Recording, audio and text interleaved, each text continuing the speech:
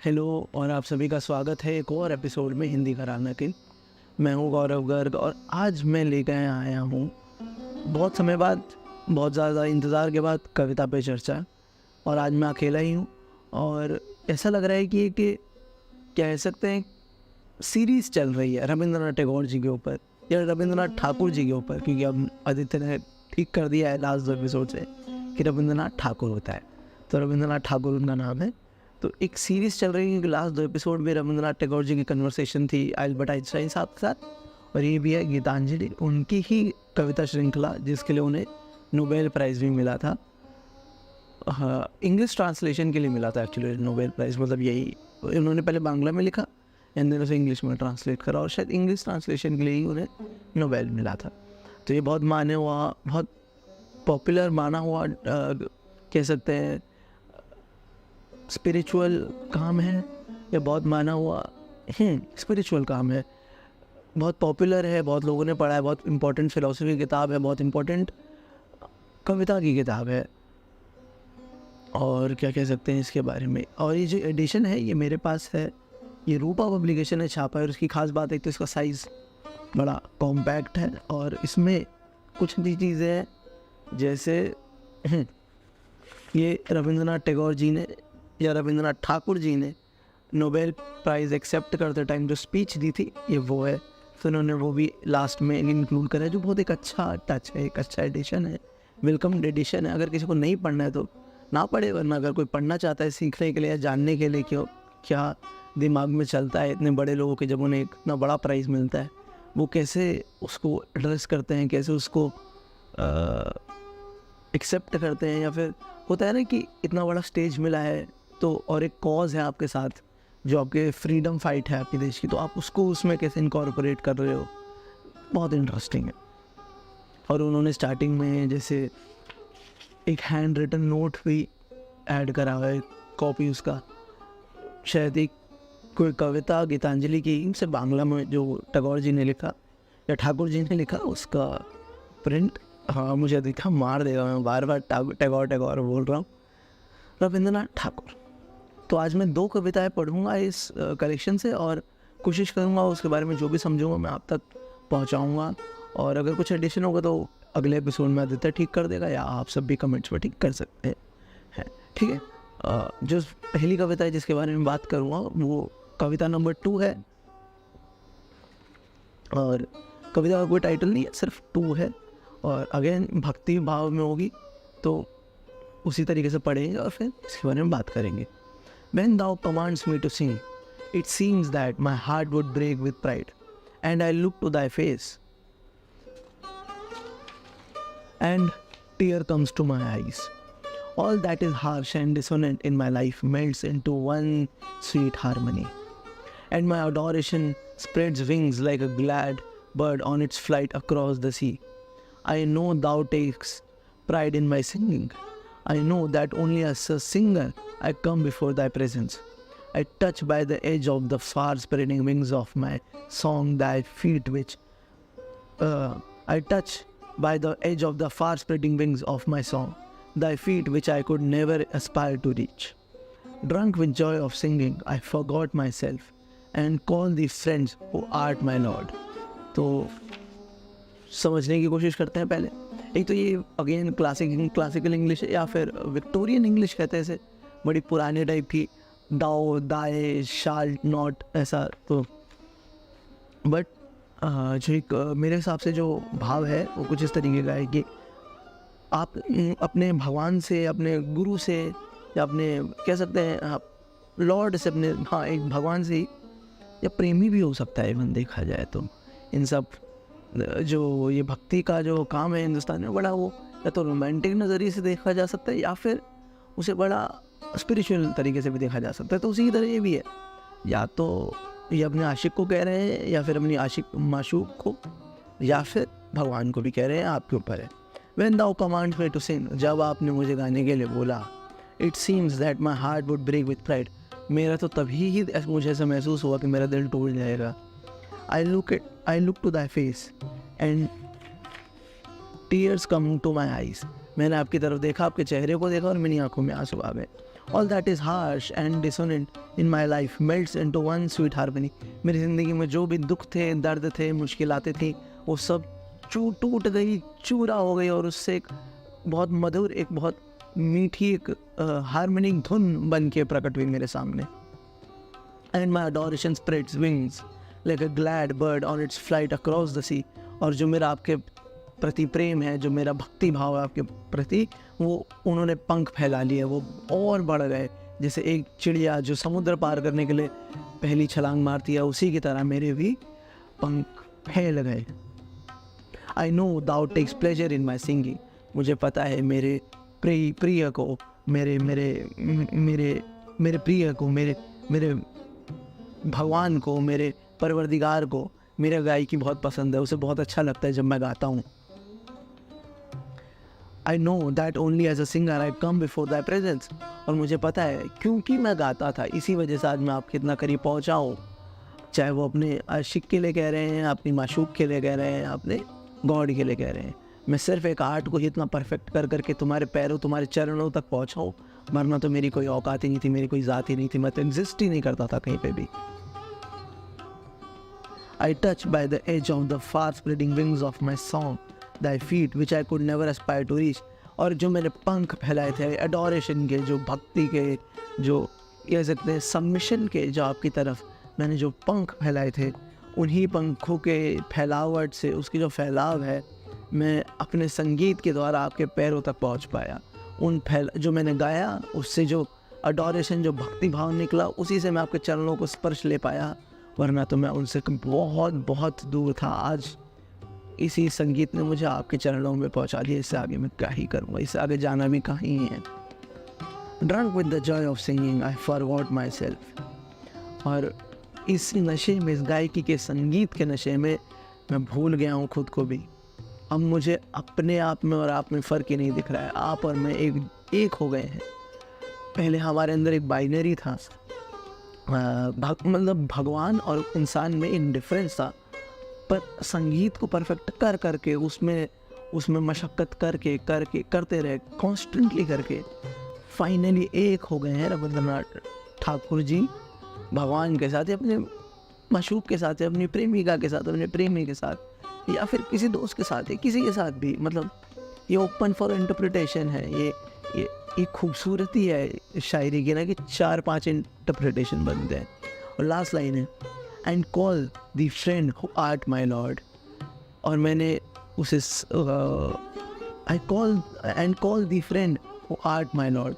और मैंने फाइनली उसे दोस्त बोला, या उसको पुकार लगाई, जो है मेरे प्रभु, मतलब आप.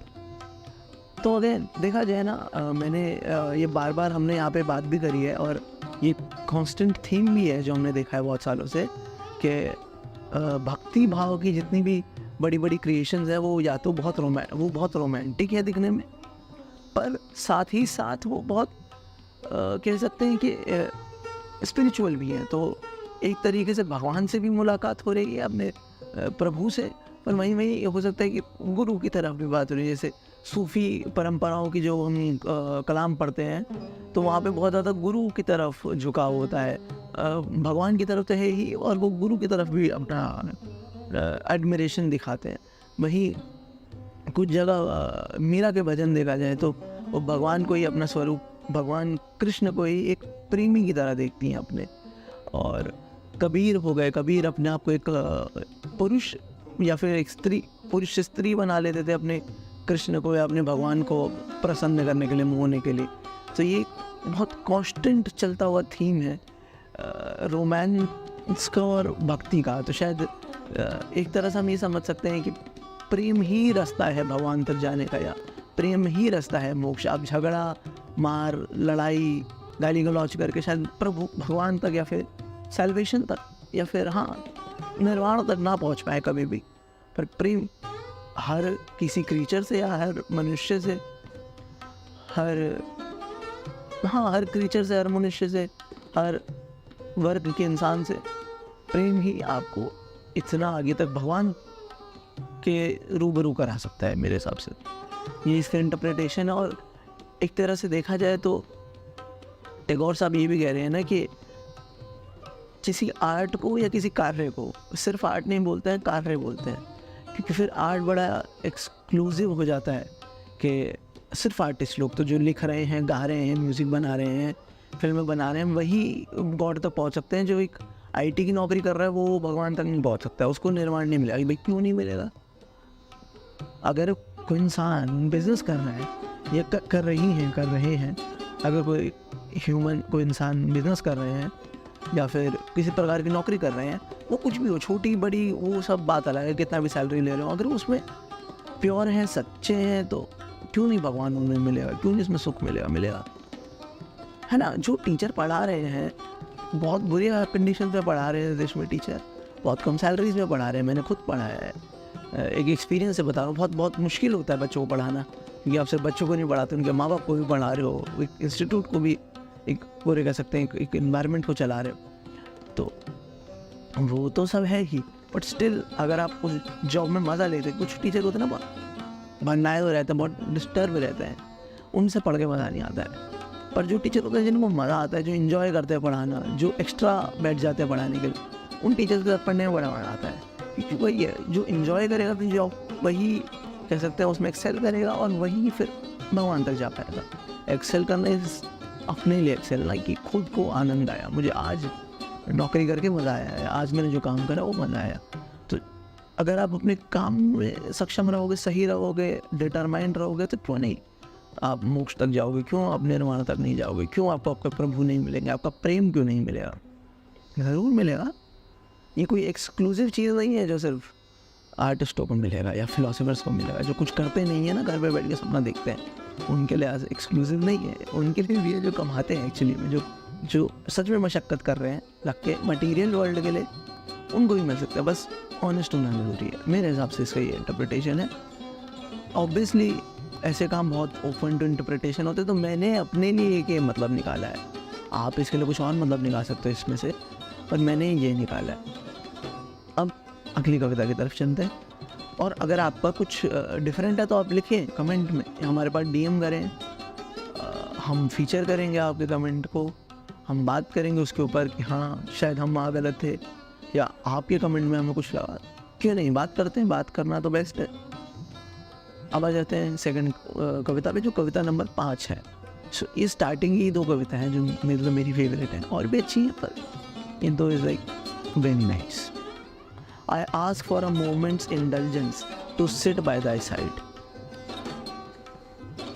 मैं एक क्षण चाहता हूँ, एक मोमेंट, एक क्षण, एक समय, थोड़ा सा समय चाहता हूँ कि जब मैं आपके साथ बैठ सकूँ, मतलब उसमें घुल जाऊँ, आपके साथ बैठ के थोड़ा सा हो जाऊँ, उसमें आप में मिल जाऊँ। The works that I have in hand, I will finish afterwards। और अभी जो मेरे पास करने को काम है ना, वो मैं बाद में कर लूँगा।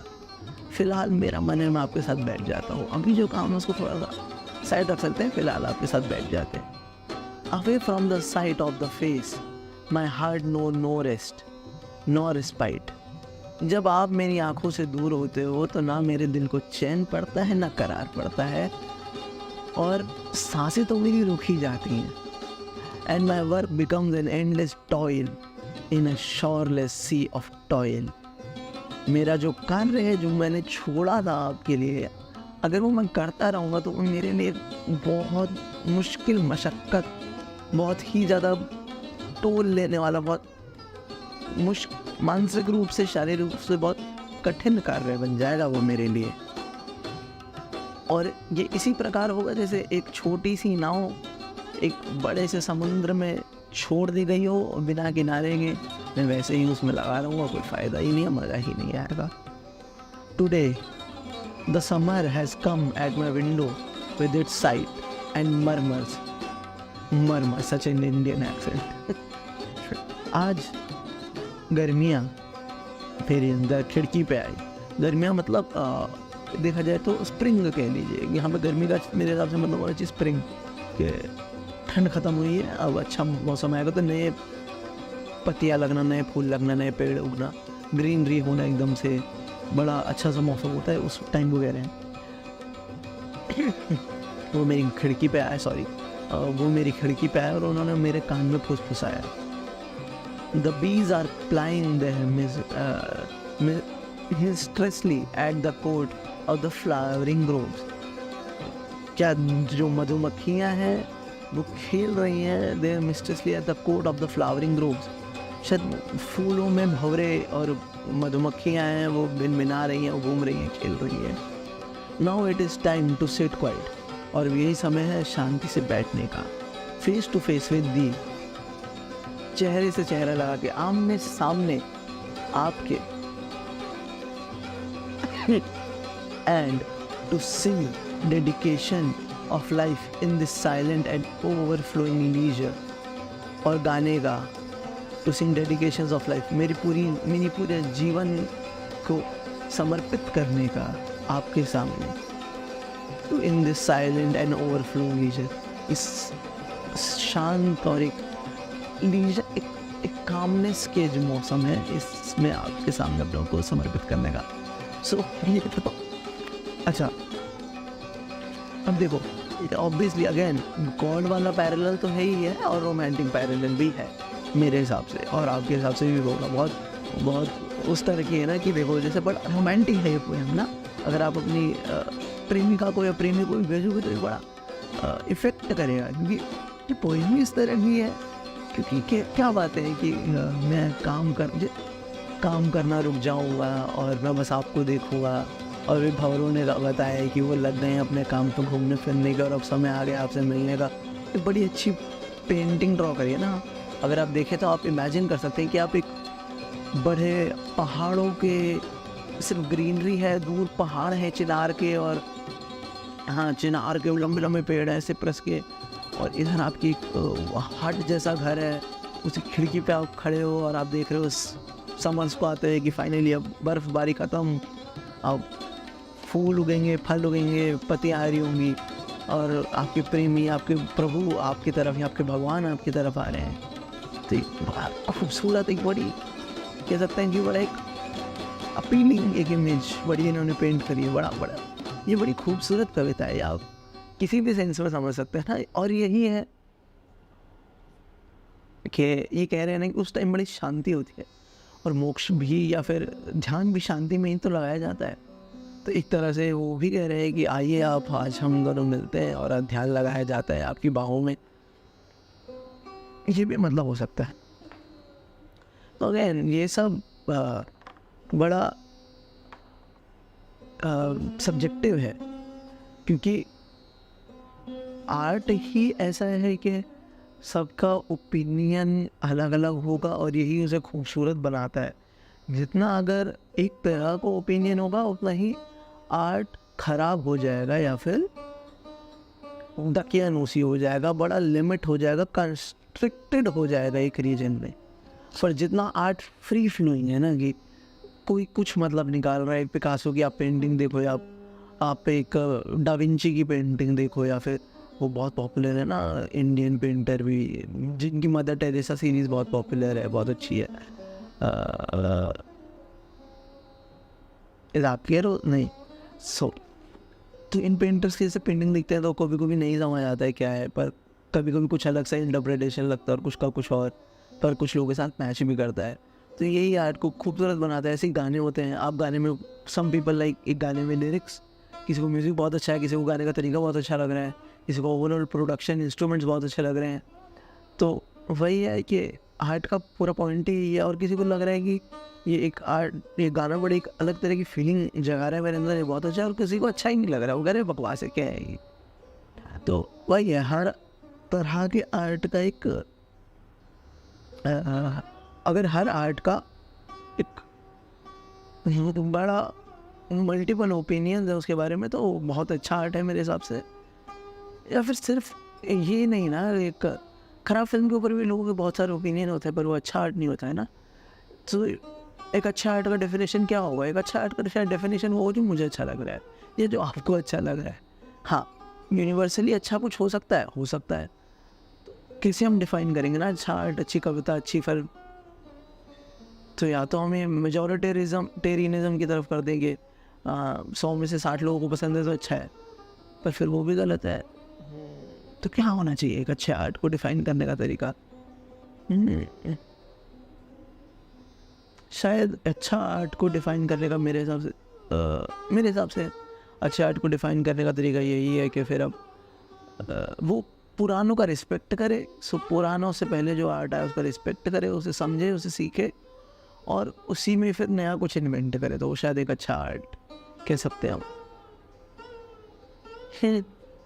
वो एक, हाँ, अच्छा आर्ट वही है जो पुराने से सीखा हुआ हो, समझा हुआ हो, पर नए में इन्वेंशन हो। ऐसा ना हो कि बस कुछ भी नया बना लिया, बट बहुत सारी पुरानी चीज़ों सीख के कुछ नया बनाओ।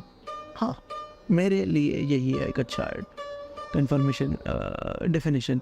तो एक अच्छी पेंटिंग भी मैं शायद इसी तरीके से देखूँगा, और एक अच्छा गाना भी मैं इसी तरीके से देखूँगा, और एक अच्छा फिल्म भी मैं इसी तरीके से ही देखूँगा।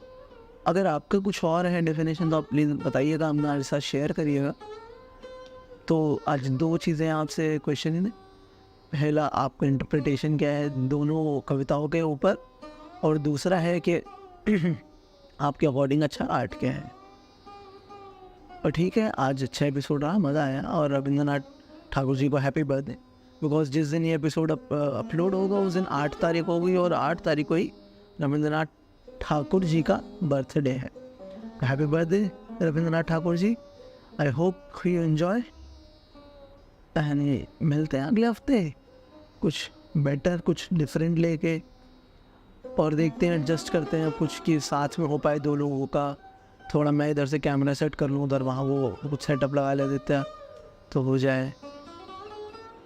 बाकी हो सकता है कुछ टाइम में आपको हमारे चैनल से और भी कुछ इंटरेस्टिंग देखने को मिले। अभी हम सोच तो रहे हैं, अभी हम एक्सप्लोर कर रहे हैं, देखें कुछ टाइम में।